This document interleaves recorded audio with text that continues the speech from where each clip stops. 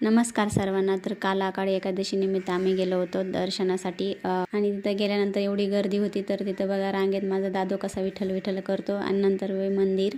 गर्दी भरपूर होती पण आमचे दर्शन लवकर झाले आणि तिथं भरपूर जण बसले होते कारण की तिथं कीर्तन ठेवलं होतं त्यामुळं. आणि मंदिरात प्रसाद दिलेला दादू इथं गाडीवर खात होता आणि मला म्हणत होता व्हिडिओ काढ. तर त्याचा व्हिडिओ काढला आणि येताना आम्ही नर्सरीमध्ये गेलो कारण की मला घ्यायची होती तुळस. तर गावाकडे गेल्यामुळं माझी तुळस म्हणजे पाणी न घालण्यात आलं तर ती जळून गेली आणि इथं माझ्या दादून बघा खुर्चीचे काय हाल केले.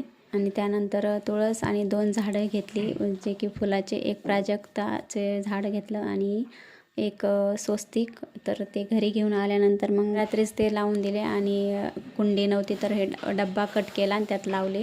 त्यानंतर मी स्वयंपाक केला. इथं मखाण्याची खीर बनवली, श्रीला आवडते त्यामुळं. आणि भगर भिजत ठेवली होती 2 तास तर त्याचे मी धिरडे बनवले आणि उत्तापे पण म्हणू शकतो. तर इथं शेंगदाणे भाजून घेतले, हिरवी मिरची आणि उकडून बटाटा टाकला होता. तर ते त्यात थोडंसं दही आणि मीठ टाकून मिक्सरमधून काढलं आणि भगर जे मिक्सरमधून काढले होते त्या मिश्रणामध्ये टाकलं, चांगलं मिक्स केलं आणि त्याचे धिरडे बनवले. धिरडे बनवून झाल्यानंतर एक डोसा बनवला, तो पण छान झाला होता कारण की लास्ट एक डोसा बनवला होता. तर आणि त्याच्यासोबत बटाट्याची भाजी, शेंगदाण्याची चटणी बनवली होती.